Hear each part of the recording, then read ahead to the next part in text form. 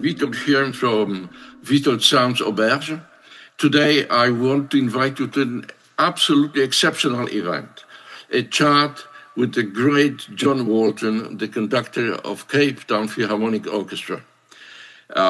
Cape Town Philharmonic Orchestra recently performed and recorded my latest orchestral work, which is a part of Nordic Suite trilogy with the name Issund. And this project will be a part of our chat. Now, John, you are my guest. Please let our viewers know you and talk about you, talk about your work with orchestra. It's very interesting. It's fantastic. Well, Witold, it was great to meet you earlier in the year and put everything together for the recording. And it's great to chat to you now. We came up with an idea. My business partner, Gavin Potter, approached me in 2017 with this idea of creating Cinemagic to record music and timeshare the orchestra. And I approached the Cape Philharmonic. At that stage, I was the manager of the KwaZulu-Natal Philharmonic, another major orchestra in South Africa.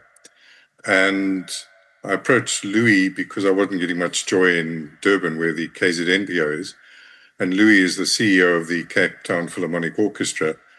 And said to him, this is, I think, a great opportunity. It's a win-win for everybody. And he went for it. So we started Cinemagic. And in fact, our very first recording was a symphony. It wasn't a striping session to click. It was full orchestra, and it was a wonderful experience. The orchestra has gone from strength to strength in this process, and we are now recording regularly, at least once a month. And the musicians love it. They really enjoy the process. And I really love working with them. For a brief while, I was also their general manager a few years ago. And I've known most of the musicians for many years.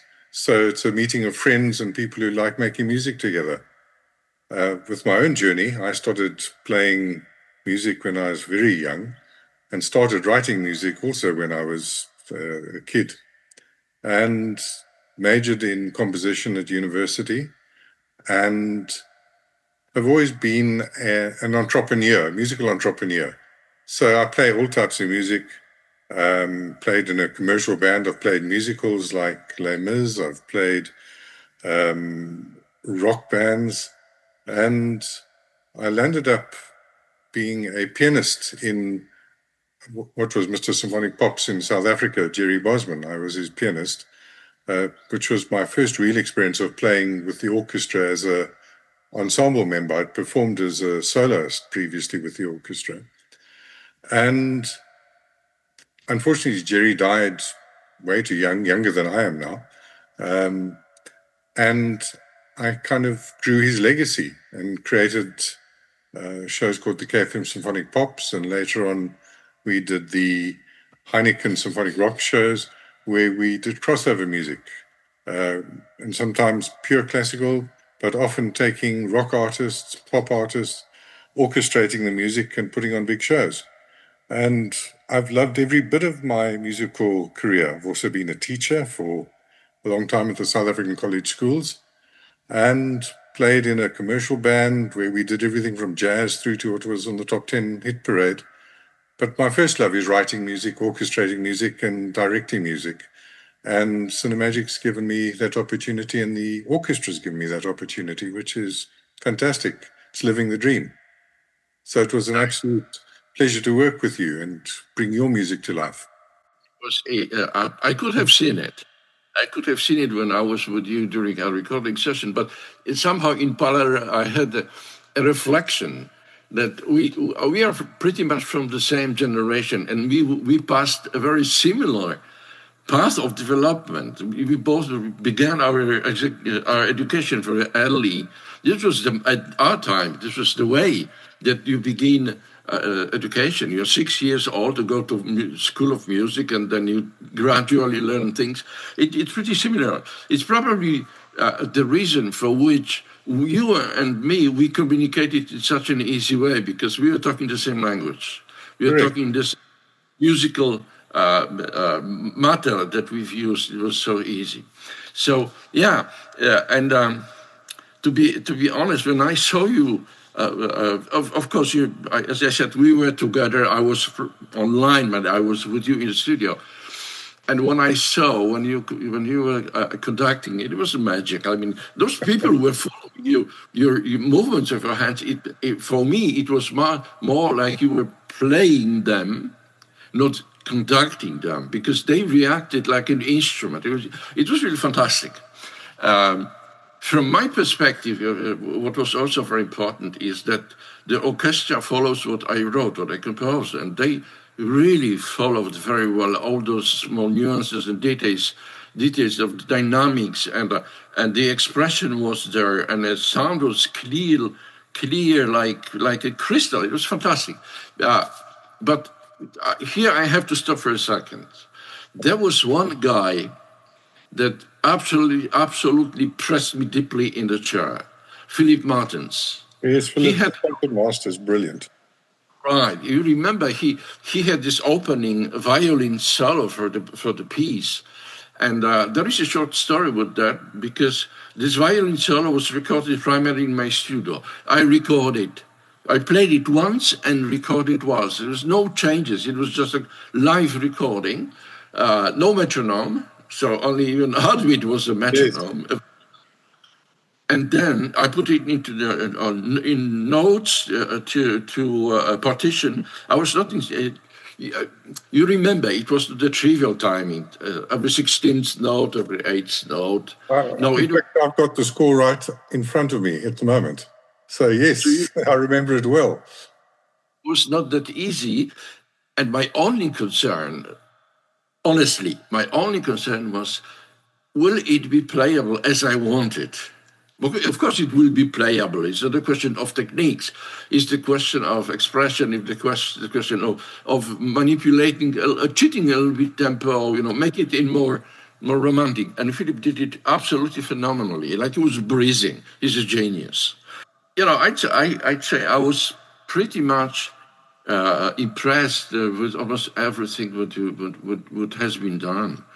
And that is why I plan on continuing cooperation with you, because everything was really very, very, very well doing, very well going.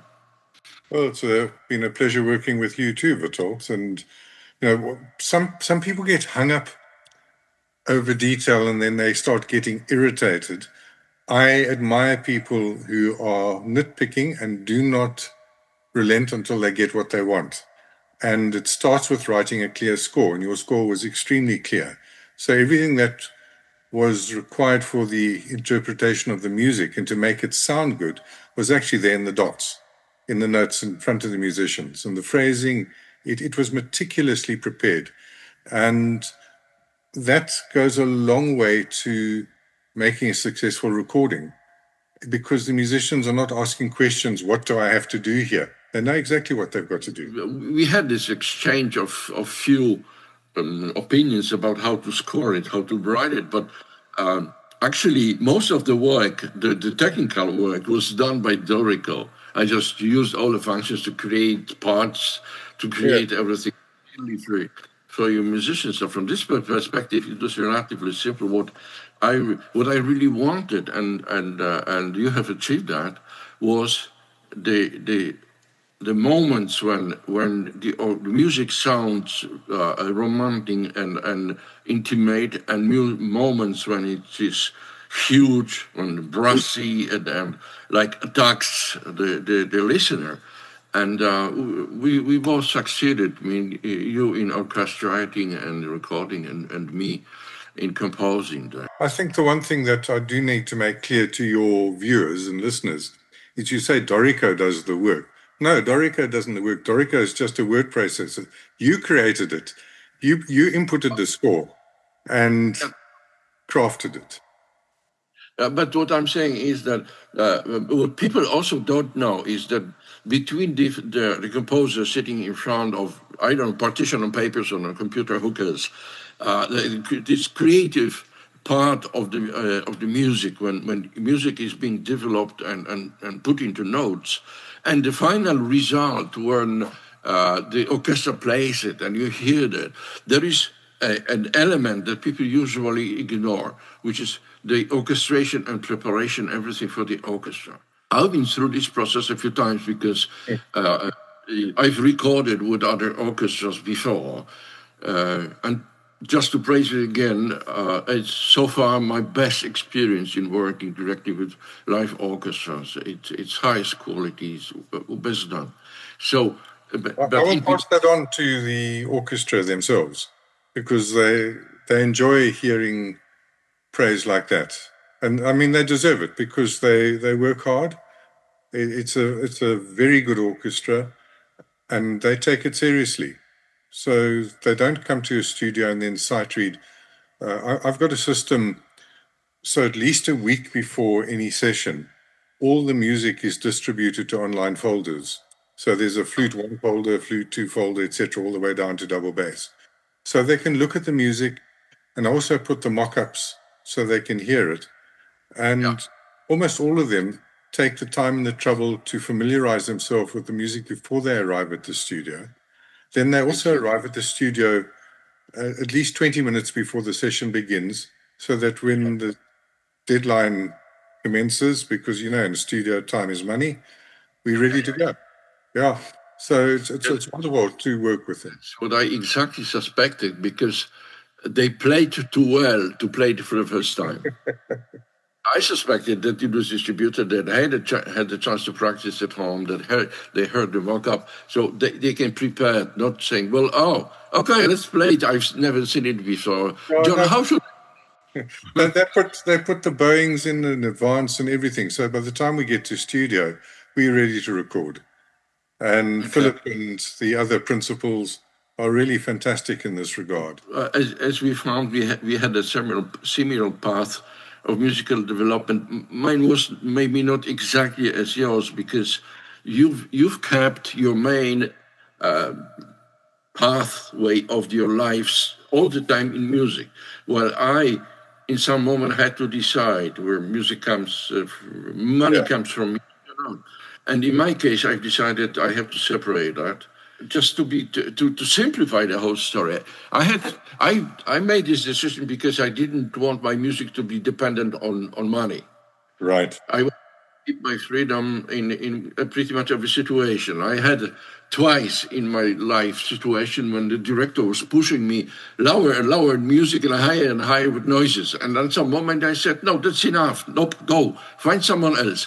Yeah. If I were on the contract and I had to continue that for getting money, I'd probably create something that I'd be ashamed today, putting my name under. It would be just, noises when I'm not necessarily proud of it. We are similar in that respect. Although I'm busy preparing a big film score at the moment, I don't generally write film music or anything else. The music that I write is for myself. And I don't care whether it's old school or people saying, get modern or whatever. I just write because I enjoy writing. And if it satisfies me, that's all that matters to me. And I'm not dependent on that aspect of my music making for income. Here we differ a bit, because I write music for people. But I want to keep my freedom of creation. And then, of course, when I publish that, people may like it or not. It's like it is very important that I write music for them, not for myself. I have my internet radio station, which is approaching 100,000 listeners, which is important. The feedback is very important to me, and it's over the time I've been composing from jazz and some film scores, more or less important, with rather mild recognition. And then I've played a little bit of knobs and faders, creating electronic music. Quite interesting. Just fun. But main current is orchestral music, either recorded in my studio, but of course much more important is recorded with the orchestra. And the feedback is very interesting. My listeners, they resonate with electronic music, and they even better resonate with orchestral music, especially when it's recorded live orchestra. It's very encouraging. It's very satisfying. This music gets considerable recognition, international recognition. I won several very important to me awards. Like I got the Diamond Prize with the highest. In Pupeha International, I got the absolute first in world media. Then there was silver in Brahms, gold in Haydn, gold in Mozart, and recently the first in world best musician. So of course it is satisfying. It's wonderful. I was hugely impressed. I went through your credits and your website and saw what you've achieved, which is absolutely wonderful. You see, that's why I was like scanning the word options for orchestra to record with. And believe me, before we finished, you and me, we finished playing together, I had an option from about 7 other orchestras. One of them did a very bad managerial move and they lost me as a customer. Others also so, and you're the absolute winner. So that's why I plan on continuing with you. Tell me a little bit about working with other guys like me, the composers who come to you with their fantastic creations. Well, we have such a wide variety of clientele, starting sort of with Grammy Award-winning composers, and who are all an absolute pleasure to work with, down to students. And there's some very good student things. And then the interesting one is the amateurs who think that because they've got a computer and a digital audio workstation, that they're a composer. And they've not done the hard work of learning how an orchestra really works. So I've received scores where I've got flutes playing 3-note chords. And really interesting. Yeah. So and then most of the time people are open to guidance, but every now and again you get somebody who is so convinced that this is their gift to humanity, and the way they've written it, even though it's totally unplayable by an orchestra, and they don't want to listen to somebody with experience in the field. Sometimes I've turned it down. Other times we've recorded it, but I've done it with a caveat that this is what I've told you, and this is the best we're going to get out of it because you're insisting on recording like this. So, okay. But that wide range. And one of the other interesting things we've done is we had a program for the last few years where we've sponsored young composers. So they don't have to pay for a session, but university students, about 3 a year, where we record their music for them. And that gives them an opportunity to have their music performed and recorded by a professional orchestra, which is, when you're a student, it's not easy to come by. And we've got some amazing young talent in this country. And we've also had students from across the globe. And there's such an amazing wealth of talent out there. It's wonderful. But of course, you had the moments when you were squeezing your teeth and saying, "Well, let's finish the project. I can't stand it anymore." Must have happened in statistically speaking, in such a big crowd of different composers passing in front of your eyes. There must have been a moment when you said, "Enough is enough." I can imagine that. But John, the whole story coming from you and the whole experience that I've got from working with you allows me to do the following statement. That is exactly the reason for which I would like to announce next 2 parts of my trilogy. Nodding Sweet trilogy, where the first part, the Issund, we have recorded. But the 2 parts that will come, one is called Bodyguard and the other one is Kylo. I would like to announce them, both those parts, to be in close future recorded with your orchestra and with you. Thank you. I look forward to this. it will be my great pleasure to work with you again, because it's pleasurable, it's professional, and it's nice, and it's easy. In a sense, we both use the same wavelength. We come from the same musical school. So, of course, it's going to be phenomenal. Next phenomenal event. And to our viewers, guys, be vigilant. There will be more music, there will be more charts, there will be more phenomenal events with John and later with other people from the orchestra. Fantastic. Thank you, Witold. Thank you very much, John, for your time and for the possibility to talk about what we've done together and what we have done separately as well. Okay, thank you very, very much. Absolute pleasure. All the best and chat soon.